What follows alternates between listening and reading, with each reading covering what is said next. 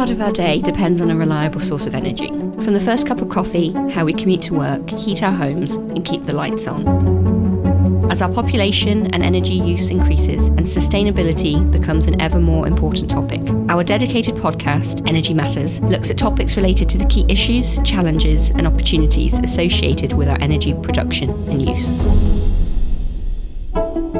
On today's episode, we're joined by Atkins' own Dr. Dave Cole and our guest panellist, Julia Pyke from Media, addressing the very important topic of nuclear energy's role in net zero.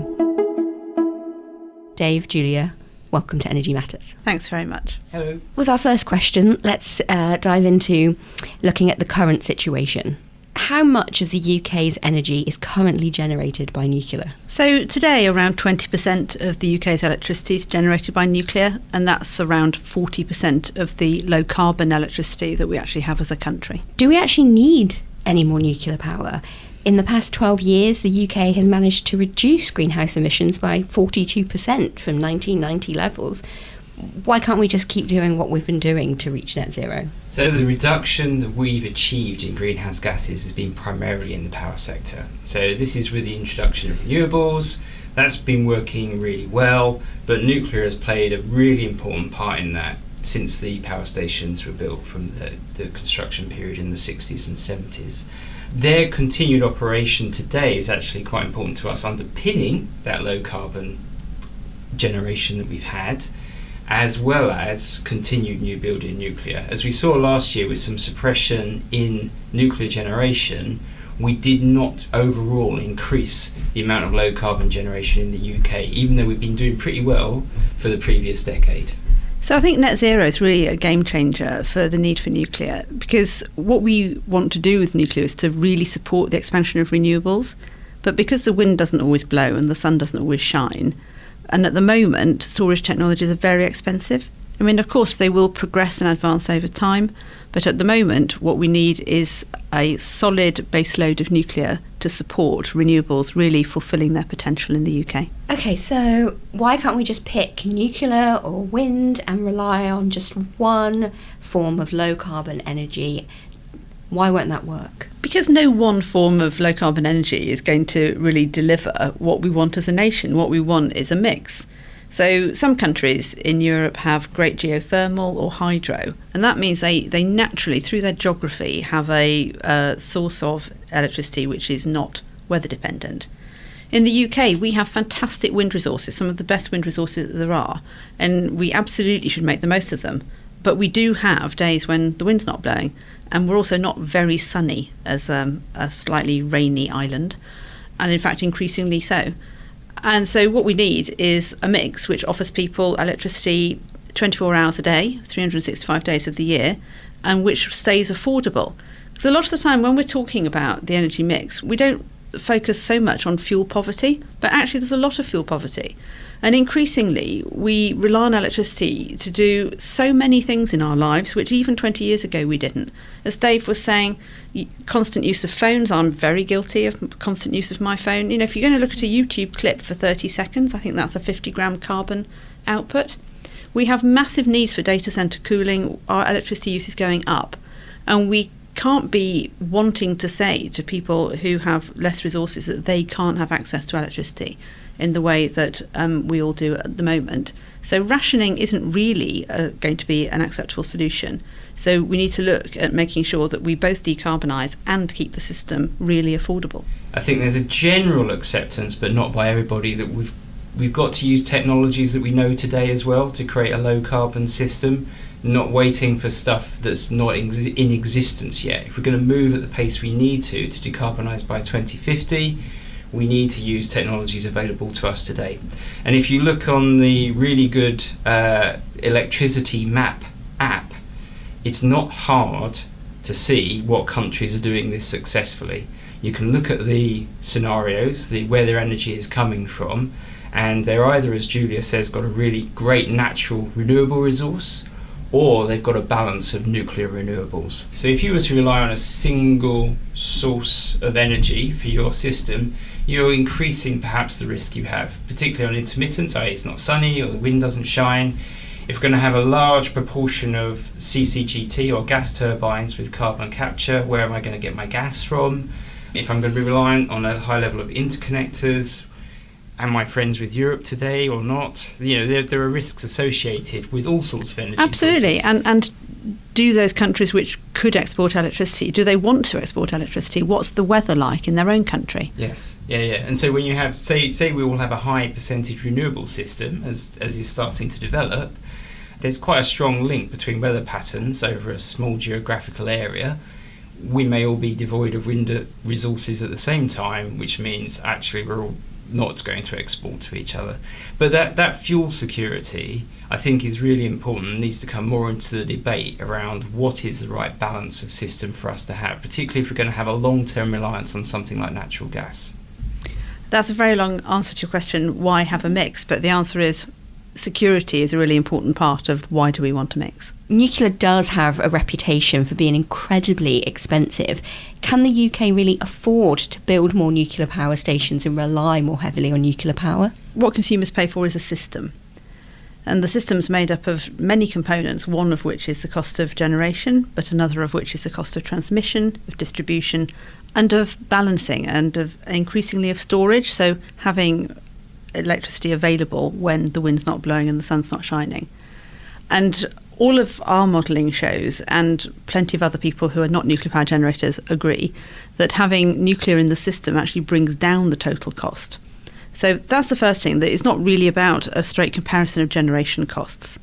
What nuclear is really doing in the system is providing electricity instead of, for example, battery storage, which is very, very considerably more expensive than nuclear at the moment. We found doing our engineering net zero report that once you add up the costs of the generator, the system costs, etc., there's not a lot of difference between the different main generating technologies. You need to get the system right and a balance of products on it. When we started at Hinkley, we were building the first nuclear power station in the UK for generation.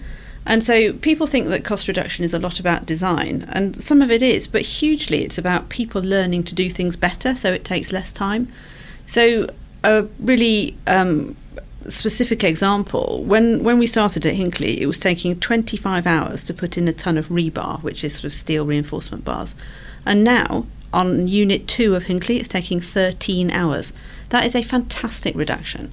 So what we want to do at Sizewell is to take that team who've learned to go from the 25 to the 13 hours to install the same ton of the same material, and we want to take that team and get them to build at Sizewell C. So we'll be starting there, treating Sizewell Unit 1 as like the equivalent of Unit 3 at Hinkley, and with that automatic inbuilt productivity rate. More nuclear new build projects means more nuclear waste. How are we going to do with this? How do we work with the public to ensure that safety is managed? So nuclear waste is one of the most talked about aspects of the industry, and yet I don't really know why. I think it's because it seized the public imagination. So nuclear waste is currently dealt with very safely. It sits above ground in a dry waste store where you can touch the outside cladding and your Geiger counter won't register. And as far as I know, and I'm sure it would be well documented if it were not the case, nuclear waste has never caused any harm to any human being at all. There's a great book by Professor Sir David Mackay, who was the government's chief scientific advisor, called Climate Change Without the Hot Air.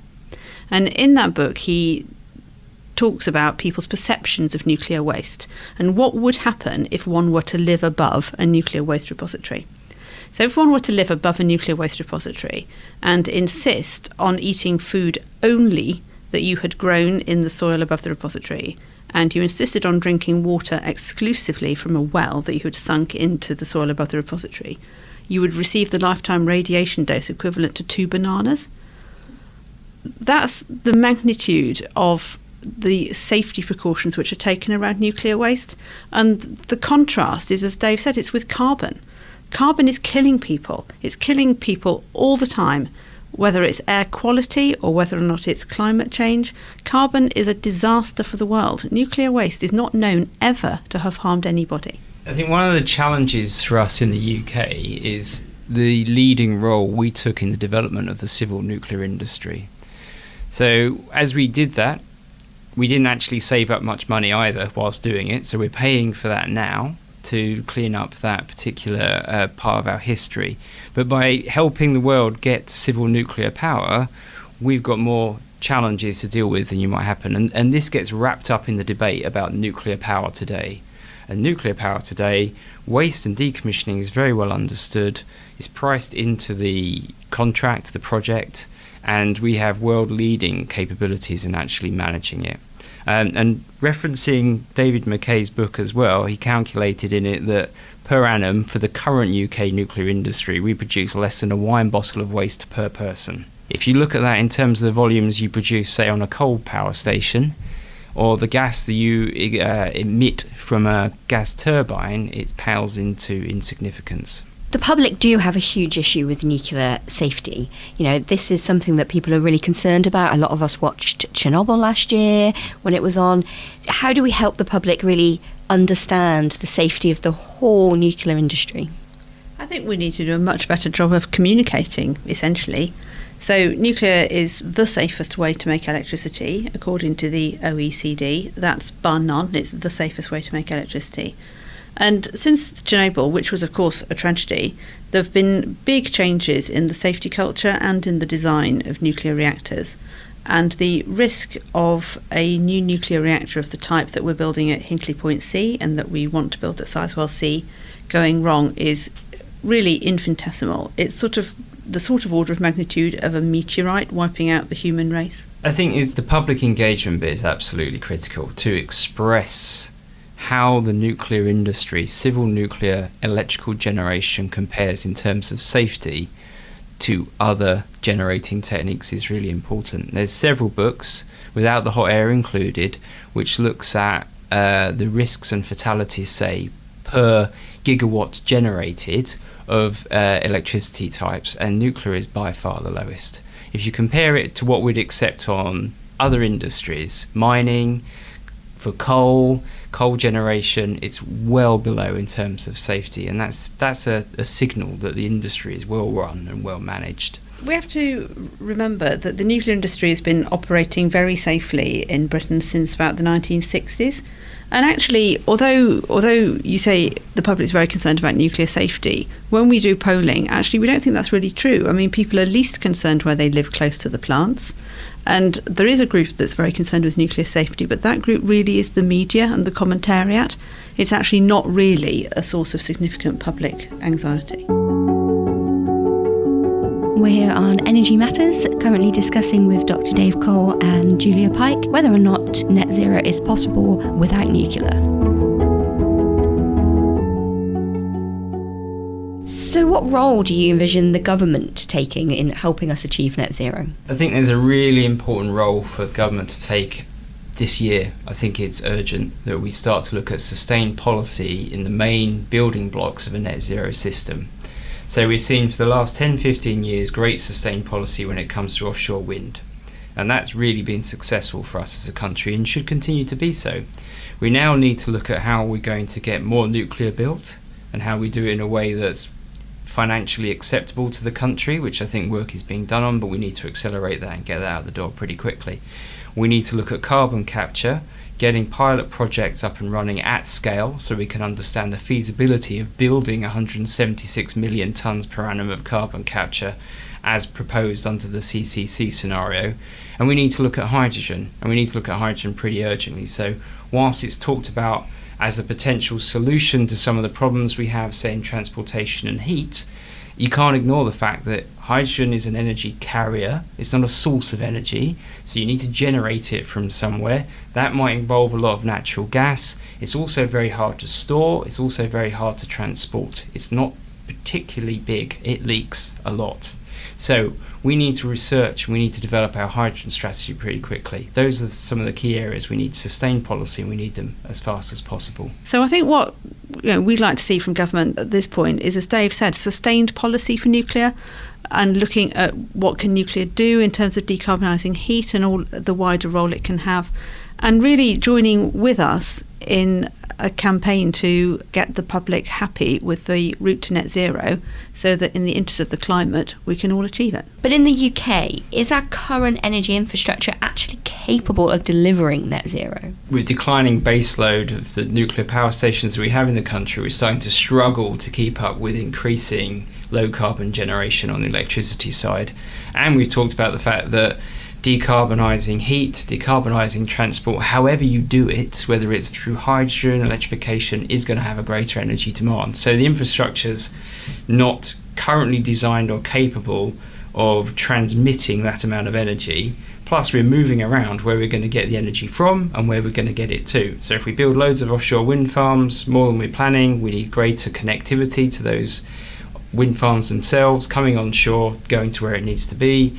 If we're going to build new nuclear power stations, we need to make sure that's in a place where we can get electricity to people. If we're going to use energy storage in different ways, we need to make sure that's built into the grid. The level of decentralization may have an impact that we build into this system. So it's all going to change, and also some of the assets we currently operate are pretty tired and need upgrading or improvement. We really need to make sure we have a workforce which is skilled to create the infrastructure that we need to get to net zero. So huge amounts of investment need to go into skilling people up to work across offshore wind, solar, nuclear, and any other way that we're going to get to net zero. I think that's a really interesting point on skills as the ability to deliver this engineering and the infrastructure that we have. So if you look at some reports which have come out over the past 6 months, there's a suggestion, we should wait to see what happens before progressing further on an aggressive nuclear new build program. There is a real important point here, which is you need to build up the capability and knowledge to keep driving the price down, as we talked about with offshore wind. If we build in long gaps between building nuclear power stations, we are not going to benefit from that rate of knowledge increase, and we will never get the cost down. It becomes a self-fulfilling prophecy. We need to maintain and build a good pipeline of nuclear new build to keep driving the skills level up, the experience, driving the cost down, and also getting ourselves into a position where we might export some of that expertise, which would help with global decarbonisation. Absolutely. And if we look at this, in terms of people, on Hinkley we're going to have 1,000 apprentices. If we think about the 62 apprentices who started on the Wilver project in Anglesey, when that project was suspended, we took those apprentices into Hinkley, and that's great. But when they've reached the ends of their apprenticeships, they need another job. We need continuity. Otherwise, all of these people we've trained, we have people doing 4-year apprenticeship degrees, we've got this trained supply chain, they're going to disappear and disseminate throughout other industries or maybe go into other countries. And what we need to do is to keep that cohort of skills together to move on to the next project to make sure that we can deliver it for an ever decreasing cost. So what activities can we, just members of the public, take to help the UK achieve net zero and support nuclear's role in it? Although we have probably all the technological solutions we need to get to net zero, the thing that we're probably struggling with most as a nation is social acceptance. We have to offer experiences which are pretty much the same as experiences today. Nobody wants a less comfortable, worse life with fewer opportunities for their kids. They want things to be at least as good as they have been for themselves. And so we're looking with Dave at how we engineer a whole town to be net zero and how we can use the power of nuclear energy to help that transformation. So this is something that we as a nuclear industry, we're really keen to address, and we're going to start properly advertising all the benefits of nuclear as part of a low carbon energy mix. And in fact, we do have a social media ad coming out for really the first time in, well, as far as I can remember, with 2 guys from Love Island. And we're hoping that by completely changing the brand, one of the guys from Love Island is actually a nuclear engineer, Wes, and he gives some of the best explanations of nuclear power really simply that I've heard in a long time. And we're hoping that this can be the start of real transformation in understanding and brand for nuclear. I think there's a couple of things I'd think about as well in terms of how we get the message of nuclear out into schools. into people who are learning about the energy industry for the first time. So we've got some of our staff going around giving presentations around the energy system as a whole, what nuclear brings to that mix, the pros and the cons of it, so people can make some really informed choices. The second bit, and this is the bit I think is most important, is we have an attitude of challenging anything we're being told. So if someone says on the radio, oh, we can build as much renewables as we like because energy storage is developing all the time, which has been said on radio programs. I know I've heard it, and my children tell me to calm down when I hear it. Okay, what energy storage? How much is it going to store? How fast can you redeploy that energy storage? And these are really important questions because at the moment, apart from pump storage hydro, there are very few technologies available that can do gigawatt scale energy storage that would help us to manage a very large renewable or intermittent energy system. So challenge what we're being told, think about things we talked about this afternoon, and ask questions. You're so right. If there was one thing that you could do as an individual, it's to always look for the facts. The facts support nuclear. So to take away, can the UK reach net zero without nuclear? No. No. And nor would we wish to. I think it's really important for us to be very clear about what we think about nuclear energy. It is the only firm, low-carbon energy source known to humanity in operation today, and where it is operating in harmony with renewables, we have low-carbon electricity systems. Well, that's a fairly emphatic answer to the question, is net zero possible without nuclear? Thank you, Julia. Thank you, Dave. And thank you for listening. I'm Claire Doyle, and this is Energy Matters.